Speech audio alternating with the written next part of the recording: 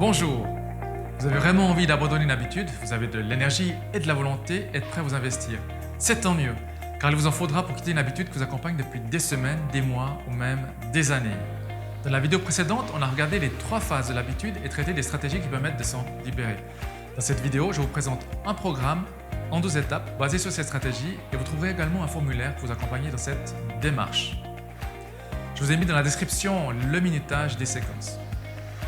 Lorsque l'on désire abandonner une habitude, dire à son système nerveux d'arrêter ne suffit pas. Arrêter, ce n'est pas une action, c'est plutôt une inaction. Selon la psychologue Gabrielle Oettingen, celui qui veut abandonner ses habitudes doit être prêt à affronter tous les obstacles, toutes les situations. Et s'y préparer en établissant un plan.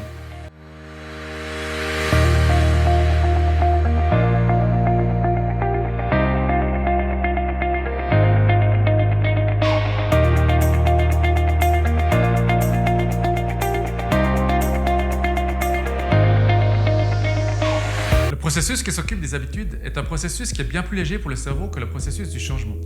L'énergie que l'on va devoir fournir pour procéder à un changement est bien plus importante que l'énergie dépensée par une habitude. Notre cerveau est programmé biologiquement pour économiser de l'énergie, afin d'en disposer en cas d'urgence. À chaque fois que l'habitude se profile, il va falloir le convaincre qu'il est nécessaire d'investir de l'énergie pour ne pas y céder et que cet investissement est en fait un investissement à moyen et à long terme. Et puis l'habitude, même négative, provoque toujours les mêmes résultats, ce qui peut être rassurant. Le cerveau nous récompense à chaque fois que nos attentes sont vérifiées dans la réalité. Que celles-ci nous servent ou pas, à long terme, importe peu sur le moment.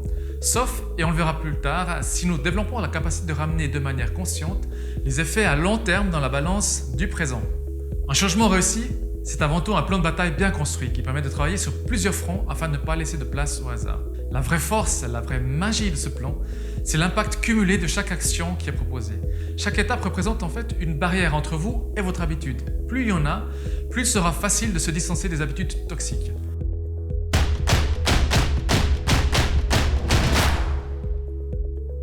Commencez par énoncer l'habitude que vous voulez abandonner, comme par exemple arrêter de regarder son téléphone portable 200 fois par jour, ou arrêter de manger entre les repas, peut-être même arrêter de fumer. Ensuite, formulez ce que vous voulez atteindre et en combien de temps. Pour quelles raisons voulez-vous abandonner cette habitude? En quoi est-il important pour vous de quitter cette routine? Quelles sont les valeurs importantes et qui sont liées à cet objectif? La réponse à ces questions pourrait être « J'arrête de manger des aliments trop sucrés parce que c'est important de pouvoir rester en bonne santé et de pouvoir trouver d'autres alternatives pour gérer mon énergie. Je veux rester en bonne santé pour moi, mais aussi pour mes proches. Garder une bonne santé me permettra de subvenir aux besoins importants de ma famille et me permettra d'avoir plus de moments de qualité. En plus, c'est un défi qui me permettra de renforcer ma confiance en moi. Ce qui me permettra plus de cohérence avec les valeurs de santé que je transmets volontiers à mon entourage. Abandonner une habitude toxique, c'est exigeant. Il est important de vérifier si la motivation est fondée sur des valeurs qui comptent vraiment. Et quand ce sera difficile, on pourra se les rappeler pour se remotiver. Si vous avez l'impression que vous n'avancez pas comme vous aimeriez, une des premières choses à faire est d'éclaircir quelles sont les valeurs qui sont importantes. Vivre en cohérence avec ces valeurs, c'est aussi donner du sens à sa vie. Des études ont montré que le manque d'autonomie affectait différemment la volonté. Si l'on fait une action parce que c'est quelqu'un d'autre qui l'exige, parce qu'on doit le faire, le capital volonté sera plus rapidement épuisé. Reprendre du contrôle et trouver les raisons pourquoi on veut le faire nous apportera plus d'énergie.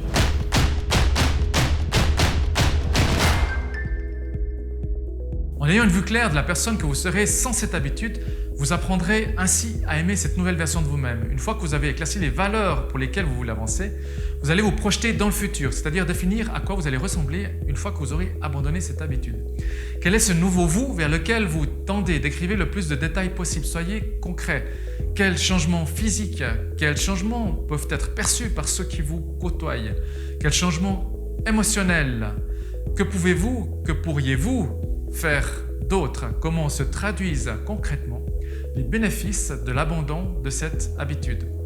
Décrivez et faites cette représentation jusqu'à ce que vous la ressentiez dans votre corps, que vous la ressentiez émotionnellement et pas seulement de manière analytique, comme par exemple le sentiment de légèreté que l'on retrouve juste avant les vacances. Faites cette description comme si vous aviez l'objectif de redessiner le plus fidèlement possible la photo que vous prendriez le jour où cette habitude ne serait plus là.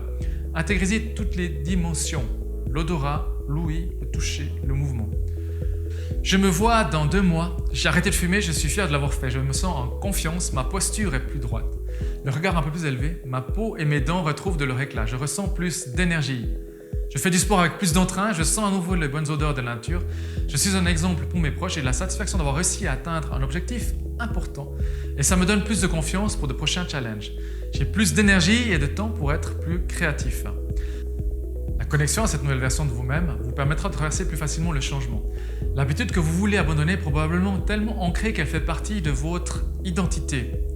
C'est difficile de faire un changement parce qu'on va lutter contre l'ego. C'est pour cela qu'il est important de se communiquer clairement la nouvelle version améliorée de soi-même. Le fait qu'elle soit plus attractive que la version actuelle sera naturellement très aidant.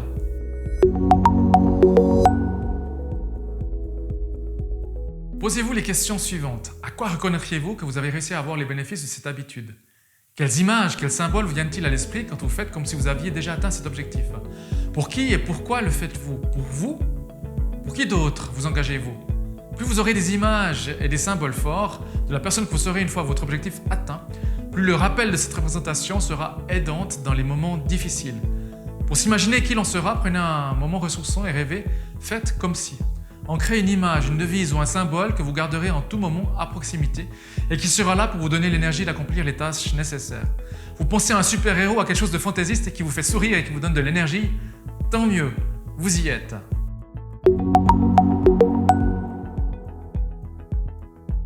Déterminez à quel besoin l'habitude répond, puis créez une longue liste des inconvénients. Il doit vous aider à trouver l'énergie nécessaire pour changer. N'hésitez pas à rechercher de l'information sur Internet. Nous sommes parfois étonnés des inconvénients que l'on a oubliés à force de les mettre de côté. Dans le cas de l'arrêt de la cigarette, cela pourrait être l'argent, utilisé auparavant pour l'achat de tabac, servira à d'autres fins. L'odorat qui nous permet à nouveau de reconnaître des ambiances, des souvenirs que l'on avait oubliés. J'évite que mon entourage développe des problèmes de santé, etc., etc. Si vous désirez par exemple abandonner les pensées systématiquement négatives à votre encontre, les inconvénients pourraient être la mauvaise humeur que génèrent ces pensées, la sensation de blocage, la baisse du niveau d'énergie ou même des opportunités qui n'ont pas pu être saisies ou des relations qui se sont détériorées.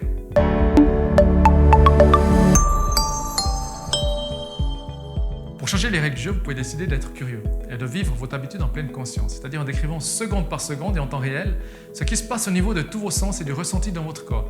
Si vous concentrez votre énergie à le faire, vous vous permettez de sortir du processus automatique, de prendre du recul et plus de contrôle par rapport à l'action.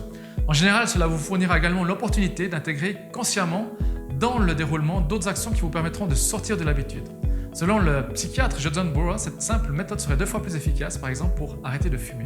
Vous trouverez plus d'informations sur son site internet et il y a même une application qui va vous aider.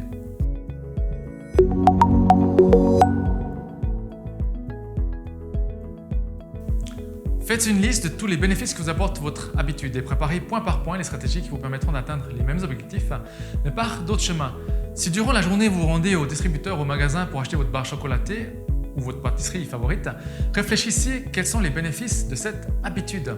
Cela pourrait être, par exemple, de combler une faim qui arrive toujours à la même heure, ou alors de s'octroyer une pause de 5 minutes pour faire un échange avec quelqu'un. Cherchez une autre solution qui vous permette de répondre à ce besoin d'une manière qui vous convienne. Dans notre cas, cela pourrait être de changer le contenu du repas principal, ou alors de toujours avoir un fruit avec soi, ou encore de faire un détour de 5 minutes pour soi.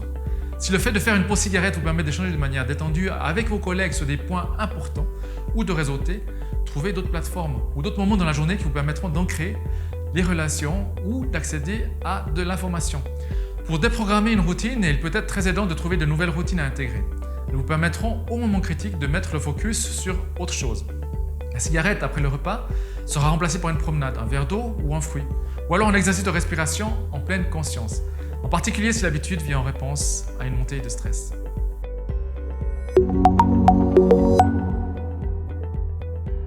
La volonté est comme un muscle, il lui faut un temps de récupération et un temps d'entraînement. Que l'on adopte une nouvelle habitude ou qu'on en veuille en quitter une importante clé de voûte de l'habitude, c'est le niveau d'énergie et de volonté. Certains jours, il nous sera plus facile de prendre du temps pour soi, de faire du sport ou de manger sainement, ou même de rester zen dans une discussion un peu mouvementée. Alors que d'autres jours, nous n'arrivons pas à nous bouger, nous restons scotchés dans la télévision ou nous énervons facilement. Les idées ne sont pas claires et il nous est impossible de prendre une décision. Il s'avère que la volonté est comme un muscle, elle peut se fatiguer. Elle est intimement liée au niveau d'énergie. Si vous la poussez dans ses limites toute la journée, il ne vous en restera plus suffisamment en rentrant à la maison. Changer, abandonner une habitude demande un vrai engagement. Cet engagement, c'est la volonté. Et vous pouvez vérifier heure par heure où se trouve votre niveau d'énergie et de volonté. Réfléchissez aux éléments qui consomment votre volonté et votre énergie. Et comment faire pour la renforcer. Par exemple, chez Starbucks, ils ont découvert que la plupart du temps, leurs collaborateurs avaient la volonté de sourire et d'être agréables, quelle que soit leur humeur. Mais lorsqu'une situation devenait stressante, un client qui se mettait par exemple à hurler, ils pouvaient alors perdre leur bonne humeur. Après quelques recherches, les décideurs de Starbucks déterminèrent que si leurs employés étaient préparés mentalement à gérer des situations désagréables avec une formation, ils pourraient alors avoir plus de volonté pour suivre les principes de la formation, même sous une forte pression. Et vous, quelles situations mettent votre volonté à rude épreuve et que pourriez-vous mettre en place ou apprendre afin d'affronter ces situations plus sereinement ?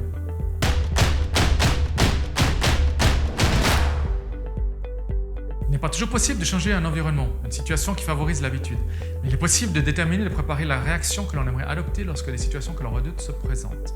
Pour les anticiper, je vous propose 2 solutions. La première, préparer une stratégie adéquate à l'avance. On dispose de plus de créativité lorsque l'on se fait cette réflexion dans le calme et non dans l'urgence. Une personne veut vous offrir du chocolat, de l'alcool ou une cigarette, qu'allez-vous lui répondre ? Comment faire pour refuser et dire tout simplement « non merci » ? Vous est-il possible d'anticiper cette situation et de réagir juste avant que la situation ne se passe ? La deuxième solution, c'est la visualisation. Visualisez-vous en train de passer l'obstacle, le challenge ou l'interaction avec brio. Les challenges sont là pour nous permettre d'intégrer et d'apprendre plus rapidement. Faites-les dans un endroit calme en pensant à un endroit ressourçant. Mémorisez physiquement et mentalement toutes les sensations. Gardez la posture et la ressource bien en tête. Et ressortez-la quand vous en aurez besoin.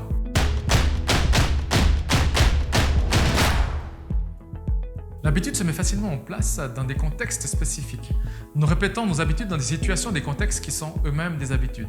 La psychologue Wendy Wood a prouvé que les personnes qui avaient décidé d'arrêter de fumer avaient 2 fois plus de chances de succès si elles commençaient à le faire durant les vacances. Enlevez le combustible et le feu ne prendra pas. Faites-le sous la pluie, ça sera encore plus difficile. L'idée est d'agir à la source. Tout d'abord, identifiez à quelle impulsion répond l'habitude. Recherchez suffisamment loin le signal qui, quand il est activé, déclenche irrémédiablement l'habitude.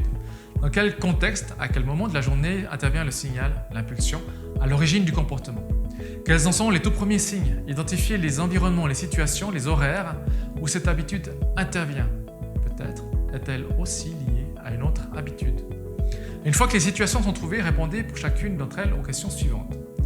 Que pourriez-vous changer dans l'environnement qui vous permette d'éviter que l'impulsion se produise ? Quelles sont les actions à mettre en place qui vont réduire la probabilité que l'impulsion se produise ? Qu'est-ce que je peux changer à ce moment-là ? Quels facteurs extérieurs interviennent ? Que puis-je intégrer ou enlever dans l'environnement pour réduire la probabilité du départ de l'impulsion ? Cela peut être d'éviter d'aller à certains endroits à certaines heures ou alors de changer de position dans une pièce. Il ne s'agit pas de s'isoler, mais de réfléchir à quoi changer dans l'environnement pour réduire la probabilité que le départ de l'habitude se fasse.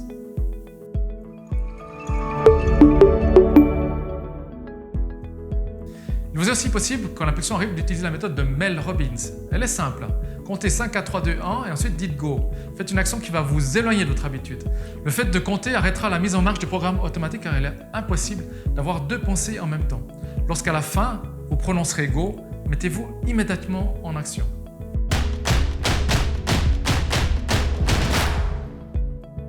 Faites part à votre entourage de votre nouvelle habitude. D'après l'effet Hawthorne, on aura en général une plus grande tendance à tenir ses engagements si l'on sait que l'on participe à une expérimentation qui sera observée par d'autres. Les effets positifs sont le support de l'entourage ou de la communauté, mais aussi le rappel et peut-être la part d'ego que l'on a engagée envers ses proches.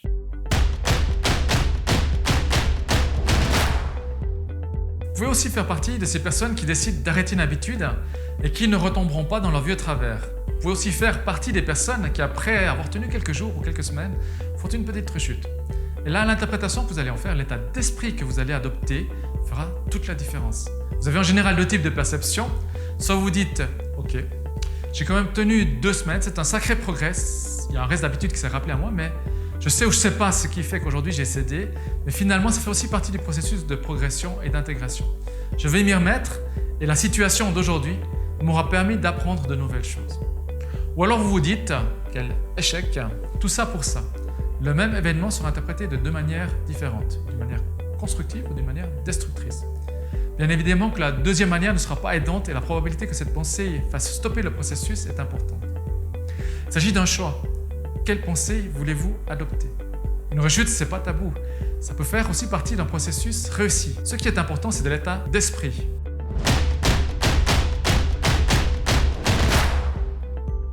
Intégrez de manière journalière du temps.